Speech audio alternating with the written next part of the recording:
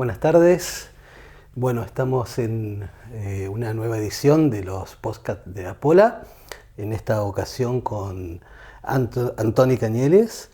Un gusto recibirte aquí. Un gusto igualmente. Un psicoanalista que divide su tiempo entre Barcelona y Buenos Aires, también realizando su tesis de maestría aquí en la Universidad de Buenos Aires. Y bueno, es un gusto entonces conversar contigo y poder, en principio, preguntarte por la experiencia de la sede que se inauguró de Apola en Barcelona, y que nos cuentes un poco los trabajos, los desafíos, cómo es esa particularidad del psicoanálisis también en Barcelona. Sí, recientemente se ha inaugurado la sede de Apola en Barcelona. Estamos muy contentos, es realmente un desafío ser la primera sede de Apola en Europa. Y igualmente la historia de Apola en España ya tiene sus años, ya tiene su historia. Había dos representaciones, una en la ciudad de Madrid y otra en Barcelona. Y esto, ya venían trabajando de hacía varios años, y fue el año pasado cuando nos juntamos y organizamos unas jornadas en la ciudad de Barcelona que se llamaron Otro Psicoanálisis, y están todas en YouTube. Invito a que puedan ver el contenido. Y ahí nos dimos cuenta que ambas sedes, la de Madrid y la de Barcelona, estábamos trabajando bien, era un trabajo provechoso, incluso que había cierta dinámica de sede, ¿no? Y después de las jornadas, y contentos por el resultado, nos animamos a abrir la sede, a configurarnos como sede, y ya desde el año pasado venimos trabajando, animados. Hemos editado una edición especial de la revista de Rey está desnudo, creo que es la edición número 22. Venimos preparando una actividad de presentación en la ciudad del programa de investigación científico de Apola de cara al curso que viene. Tenemos reuniones internas de estudio, de trabajo, de investigación, también entre los socios. Y bueno, la verdad que estamos muy animados y muy contentos. Y además es muy interesante este proceso de expansión y de salir a otro contexto, porque realmente el contexto permite repensar y cuestionar la práctica, ¿no? del psicoanálisis. A mí me gusta pensarlo en dos puntos distintos. Por una parte, porque bueno, los pacientes que se presentan, el modo en que se presentan es distinto. A mí me gusta decirlo, ya no solo hay que cambiar o moldear el dispositivo como tal, y ahí con dispositivo me refiero a las intervenciones, por ejemplo, la interpretación, a la transferencia y todo tipo de cosas, sino que también el propio encuadre, que a diferencia del dispositivo, que sería a posteriori, caso por caso, el encuadre, que sería a priori, por ejemplo, la regla de la asociación libre o la atención flotante, creo que también requiere de algunos ajustes, y eso es muy interesante para repensar, ¿no? Nuestros conceptos y la práctica en sí. Pero no solo esto, que por ser del orden de lo particular es un poquito más difícil de discutir, sino que yo creo que hay una cuestión fundamental que permite pensar este trabajo con el PIC de Apola en la ciudad de Barcelona, que es la cuestión del oponente teórico. Y por aquí, por oponente teórico, no es nada de adversario, sino todo lo contrario, ¿no? Es con quien uno dialoga. Al final, como cualquier práctica científica, como cualquier ciencia, es un trabajo colectivo, o sea que va de campos. Y el campo del psicoanálisis aquí en Buenos Aires, en Argentina, en Brasil, en Latinoamérica, Apola se ha construido dialogando con lo que hemos nombrado lacanismo, que serían discípulos de Lacan, pero que vienen a través de la enseñanza de Jacques Alain Miller o Colette Soler. Y Pero a diferencia de este contexto, de este contexto en particular, en Barcelona, en España, es verdad, ¿no?, que hubo una presencia de este tipo de escuelas de psicoanálisis, pero que en la actualidad están un poquito más relegadas y tienen un trabajo más de escuela interna, realmente con el que uno se encuentra en las instituciones de salud o en la academia son otro tipo de psicoanálisis. Me refiero al psicoanálisis relacional, otras escuelas de psicoanálisis, la teoría del apego, el neuropsicoanálisis, que a mí me parece muy interesante, incluso otras psicoterapias con las que a mí me creo que es muy interesante establecer un diálogo, por ejemplo, la terapia cognitivo-conductual o la psicoterapia contextual. Ahí esto hace, ¿no?, unos lazos distintos que creo que es muy interesante, y a mí me lleva a pensar lo que André Green, psiquiatra, que seguro que los que hemos leído el seminario de Lacan nos suena a todos porque aparecen varias interpretaciones. Él fue invitado por el propio maestro francés al seminario a principios de los años 60, pero después ya hacia finales de la década de los 60, junto a los otros, para mí, discípulos más importantes de Lacan, Pontalis, Laplanche, se desvincularon del doctor Lacan y crearon otra escuela más basada entre Winnicott, Bion, pero es realmente interesante todo lo que después produjeron estos psicoanalistas. Y André Green, a principios de la década del 2000, proponía como concepto, como noción, repensar lo que era el psicoanálisis contemporáneo. Y ahí se refiere, el objetivo de esto, de André Green, era, para mí, terminar con el desafío más difícil que tenemos los psicoanalistas hoy en día, que es esa disputa entre escuelas, ¿no?, o entre orientaciones, la lacaniana, la kleiniana, el anafreudismo, y terminar... En ese sentido, discúlpame, sí. Entonces la idea de psicoanálisis contemporáneo incluía ese tipo de desafíos o esas problemáticas del campo. Yo, así como también le llaman giro del 2000, para mí, así como yo lo entiendo, es intentar superar estas disputas, dejarlas en el pasado, que tanto marcaron la historia de nuestra disciplina, y así poder encarar lo que realmente es importante, que es el malestar actual, ¿no?, el malestar de época, con este cambio de siglo, con este giro, ¿no?, que él propone. Y es realmente interesante la propuesta de André Green, porque ahí lo que propone es un psicoanálisis transinstitucional, transgeneracional también, porque habla de otras generaciones, y quiero traer algunos de los puntos que él comenta, porque creo que son interesantes para pensar el psicoanálisis por venir, pero para pensar también el PIC de Apola, para pensar nuestras investigaciones. A mí una de las cosas que propone dentro de este contexto de esta propuesta es repensar la proliferación de estilos de la práctica del psicoanálisis. ¿A qué me refiero con esto? Creo que es evidente que hay muchos estilos de practicar el psicoanálisis en la actualidad. Y la propuesta de André Green es, en vez de dar la espalda a esta proliferación como si fuera una crisis del psicoanálisis freudiano, es interpretarlo de otra forma y ver ahí una riqueza. ¿Esto qué significa? Que no es natural que haya varios estilos de pensar, de estilos científicos en una disciplina, sino que es algo que hay que trabajar y hay que fundamentar. Y esto pasaría por varios puntos. Uno, por pensar, para mí, el objeto del psicoanálisis como tal, que esto ya iría más allá de la técnica, de la variedad de técnicas que se encuentran, sino que es el propio objeto del psicoanálisis, que el sujeto del inconsciente, ¿no? O si ya lo miramos desde un punto de vista más de la psicoterapia, la propia vida psíquica, ¿no?, de las personas, yo creo que es un objeto realmente complejo, heterogéneo. Y aquí André Green se inscribe en la lógica de la teoría de la complejidad, que esto Edgar Morin, Cornelius Castoriadis, proponen unas lógicas heterogéneas donde hay distintas propiedades que no se reducen a una misma lógica, a una misma legalidad, sino que incluso pueden ser contradictorias entre ellas.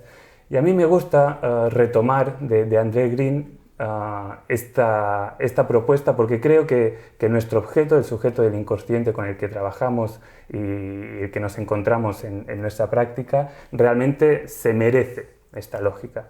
Yo a veces pienso, para pensar qué es exactamente esta proliferación de estilos, qué es esta complejidad inherente a nuestro objeto con el que tratamos, pienso a veces en un ejemplo que a lo mejor es un poquito sencillo, pero creo que es interesante, que es cómo tanto Lacan y Winnicott, en una misma época, incluso en los mismos años, pero en dos ciudades distintas y muy cercanas, como son Londres y París, los dos trabajaban un mismo concepto de una manera radicalmente distinta. ¿A qué se debe eso? A que quien consulta seguramente tenían un poder adquisitivo distinto, una edad distinta, o la París, ¿no?, de Lacan intelectual, a diferencia de Winnicott era pediatra, atendía a niños en hospitales, y para Winnicott el yo era una señal de un avance curativo, él hablaba de sanación. En cambio, para Lacan el yo es paranoico. Como vemos que ahí hay toda una diferencia de perspectivas, y yo a veces me pregunto, y esto lo digo como pregunta porque yo no tengo una respuesta, pero puede ser que según el caso, según el contexto, uno pueda optar por unos conceptos y en otro caso por otros conceptos, sin que esto sea sinónimo de falta de cientificidad. Ahí es lo que a mí me lleva a pensar, ¿no?, este nuevo contexto, esta propuesta de Andre Green, que es la complejidad inherente a nuestro objeto, y a no rechazar esta proliferación de estilos como si fuera esto un síntoma de crisis, sino retenerlo como una forma de pensar la ciencia que sea distinta a los cánones clásicos y estándares que hemos heredado. Anthony, te quería preguntar en esa dirección de cómo abordar o cómo continuar esa idea de Green de la contemporaneidad del psicoanálisis contemporáneo. Pero antes de eso, te voy a pedir si puedes, y tienes ganas de, por lo menos rápidamente, ubicar si ves alguna diferencia entre la multiplicidad de estilos, muy interesante, surgiendo en los distintos contextos, en los diferentes tipos de clínicas, de la fragmentación o multiplicidad del mismo estilo en lógicas institucionales diversas, que también está, ¿no?, me parece como dentro de nuestro campo, y eso es otra, por supuesto, otra vertiente. Sí, yo creo que justo es lo que diagnostica ahí, ¿no?, Andre Green, recupera la historia del psicoanálisis y se encuentra con disputas, con escuelas enfrentadas y una incapacidad de reconciliación y de pensar las diferencias, y realmente es complicado, ¿no? Y yo creo que esto merece una lectura desde fuera del psicoanálisis, pero tampoco desde tan lejos, porque ¿a qué me refiero? Yo creo que esto es una herencia que viene de las ciencias y de la filosofía, en el sentido de, creo que siempre nos han planteado, desde la filosofía a la ciencia, que cualquier práctica científica tiene que actuar acorde a unos cánones, y esos cánones siempre han sido definidos a partir de ciencias clásicas, ya la física teórica, la física clásica. Se hace mucho, ¿no?, de repensar el psicoanálisis a partir de la física, de la biología. Para mí esto lleva a una vulgarización no solo del psicoanálisis, sino también de las propias disciplinas vecinas o no tan vecinas. ¿A qué me refiero con esto? Que bajo un prejuicio, una ideología de la unificación, en contra de esta proliferación, caemos en una lógica de disputas entre escuelas, dentro de las propias escuelas, que yo creo que viene configurada en nuestra mente por lo que entendemos como ciencia, y eso deriva en esta incapacidad de que yo creo que al final las hipótesis del psicoanálisis son comprobadas como cualquier práctica en la clínica, y creo que tenemos miedo a pensar contradicciones, complejidades, a pensar saltos lógicos entre conceptos, porque tenemos ese preconcepto de unificación, de método cerrado. Entiendo. Y es allí donde tú ubicas eh, un camino para abordar esto, la creación o la idea, el Exacto. bosquejo de una filosofía específica del psicoanálisis. Lo hablamos un poco antes. Claro, lo veníamos hablando. Sí, sí, exactamente. Creo que uno de los desafíos más importantes que tiene esta disciplina emergente, o aún no emergente, pero esto lo veníamos hablando, la filosofía del psicoanálisis, ¿no?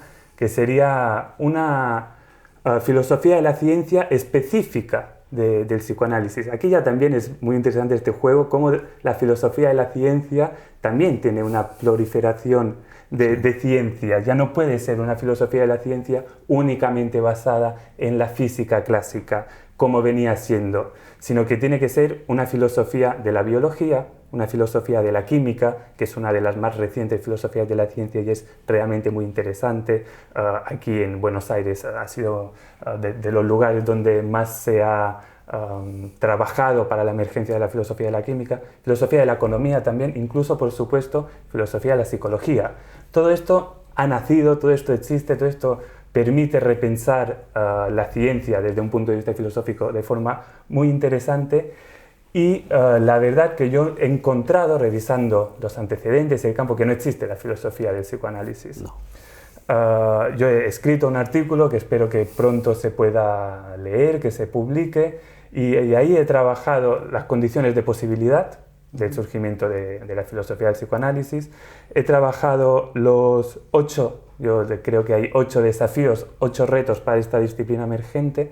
Y después ahí también he trabajado la relevancia clínica que tendría tener ahí todos los trabajos desde el marco teórico de la filosofía del psicoanálisis, pero yo creo que más que relevancia clínica, también relevancia para la filosofía, porque al final quien más puede enriquecerse de una filosofía del psicoanálisis no es el propio psicoanálisis, sino la filosofía. Pero retomando un poco el hilo de lo que veníamos hablando, ¿por qué? A mí me parece de las preguntas más interesantes que hacer a esta cuestión es ¿por qué no hay filosofía del psicoanálisis? Como venía diciendo, yo creo que la filosofía de la ciencia ha nacido encima de unos cimientos, encima de los cimientos de solo pensar de manera muy cansina, yo diría, la física. Y yo creo que incluso la física contemporánea ya no se puede pensar así con los presupuestos de la filosofía de la ciencia así como la conocemos, y yo creo que a causa de esto no ha entrado la complejidad que tiene el psicoanálisis como otras prácticas y ha sido rechazado. Pero no hay que dar solo la culpa a la filosofía de la ciencia. Yo creo que también en psicoanálisis, debido a, bueno, ¿no?, a cierto la incapacidad que tenemos de dar evidencia empírica, también pensaría en cierto oscurantismo, las peleas entre instituciones, todas estas cosas yo creo que también han hecho que nos vean con malos ojos y que haya sido imposible tener este diálogo y que fuera fructífero. En este... No sé si te puedo interrumpir allí. Por favor.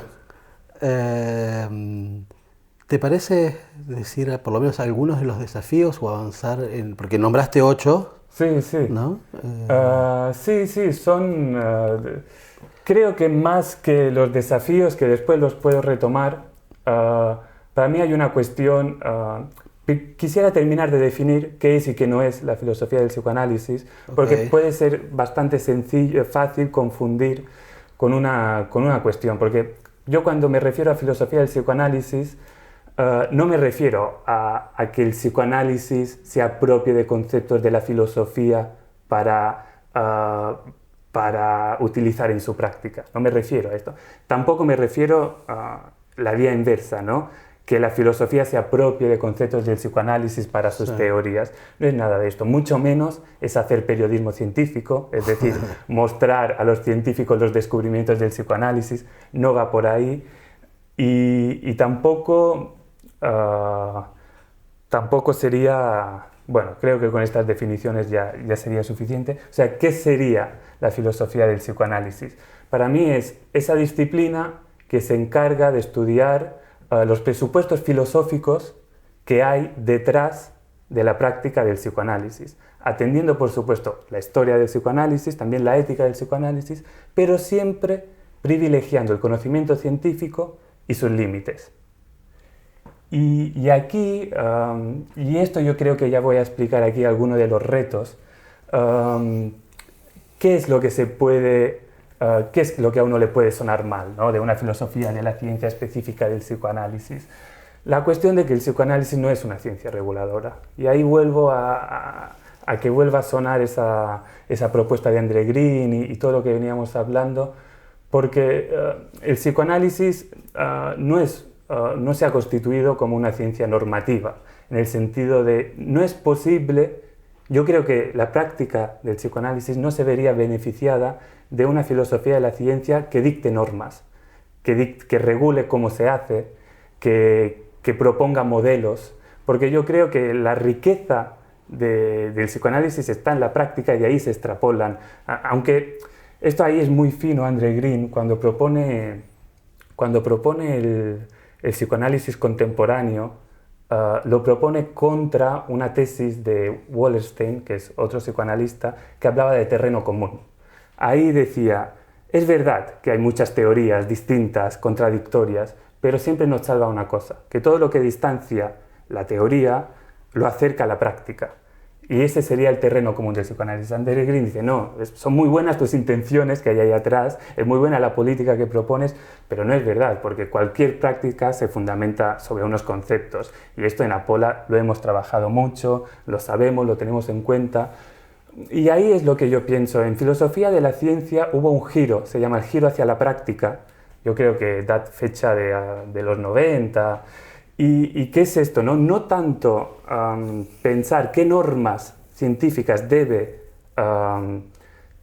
tener en cuenta una práctica científica, sino describir la práctica para de ahí poder sacar presupuestos filosóficos. Yo creo que esa es la vía importante. Ahora bien, cualquier ciencia, creo que ya lo he dicho antes, es colectiva. O sea que un grado de normatividad no clásica, pero cierto grado de normatividad yo creo que es interesante. Y esto aquí yo lo que planteo como pregunta es la conclusión que saco yo del estudio de los 8 retos, que creo que sería un poco difícil ahora entrar en todos esos, pero la conclusión importante que yo saco es esta tensión entre una filosofía del psicoanálisis normativista o una filosofía del psicoanálisis de un carácter más descriptiva. Yo creo que hay que encontrar el punto donde poner unos a priori, unas normas, pero en un sentido no clásico.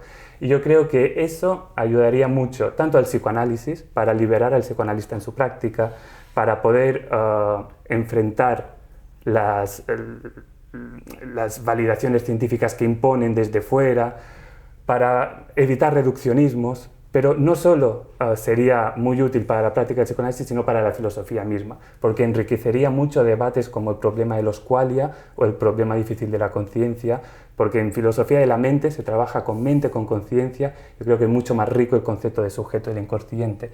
Y también para la cuestión del pluralismo ontológico, que tiene mucho que ver con la proliferación de estilos en la ciencia, y muchos más. Y yo creo que para concluir aquí, decir una cosa, el objetivo de la filosofía, así como yo veo la filosofía del psicoanálisis, no es volver a una ciencia positivista, no es buscar argumentos cuantitativos para el psicoanálisis, y mucho menos es volver a ciertos estándares de diagnósticos que hay, ¿no?, en otras, sino que es poder poner la ciencia a la altura de los meandros del psicoanálisis, que muchas veces son contradictorios, que son complejos, y que creo que realmente es lo que define nuestra práctica.